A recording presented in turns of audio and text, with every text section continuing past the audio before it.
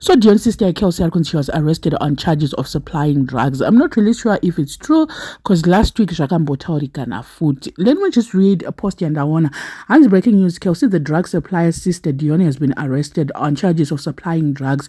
People of Zimbabwe cannot wait who is next to be arrested. I think we know who is next among the small houses of the first family. Stay tuned.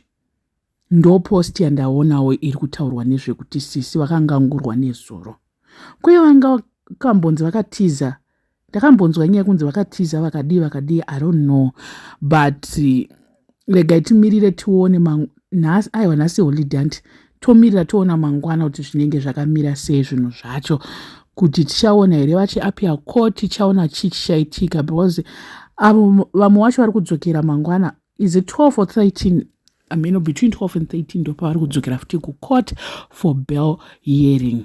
Sispoki, is that you? Ari kutaura kuti we know who is next among the small houses handiziye pokera vanomugona here vanomugona ameno I don't know but dangoti tusisutuka twanga twakapusa wasvika kufirst family ukoka wotoratidza kuti unoda zvemusangano zvekutodaro manje vakasvika ukaratidza kuti vanoda mari stereki ende vakapinda madangerous deals kunze kuti mupinde mosvika ikoko movhiringidza kumusangano maifanira kusvika munobatana namavetera avo munotsvagana tino machakaira avo mofoma kana slay queens for ed ameno to please vacho vari kumusoroko but makasvika mukati isusu toda zvekuita mari chete kunoku manje your stay in the first family was too short.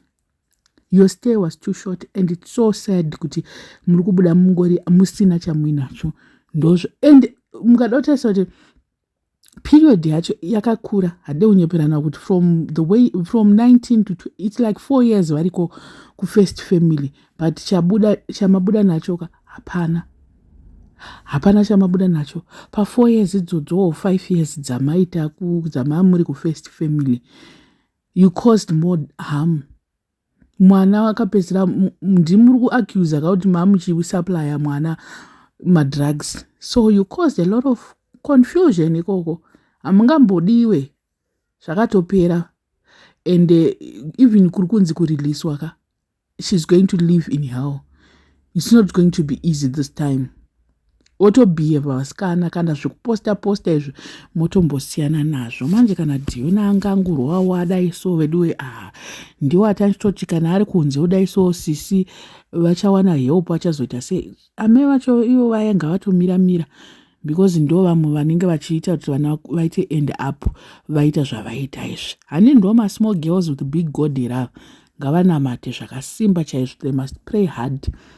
They must pray apa apachada mari pakuda kunamata chaipo ugona influence. They had influence yekunyatso influence vari kwavari ukoko but what did they decide to do that influence? They decided kuti Olinda asungwe ndozvavakagona neinfluence yavo iyoyo yavakagona they managed kuti Olinda ambovharirwa saka apa chimbovharirwa imboona kuti Olinda akafila sei aine achitadza kudzokera kuUK nenyaya yemacases avo iwawo nenyaya yezvinhu zvavo zvazvo zvekusungisa munhu shuwa ivo ngavambosungwa.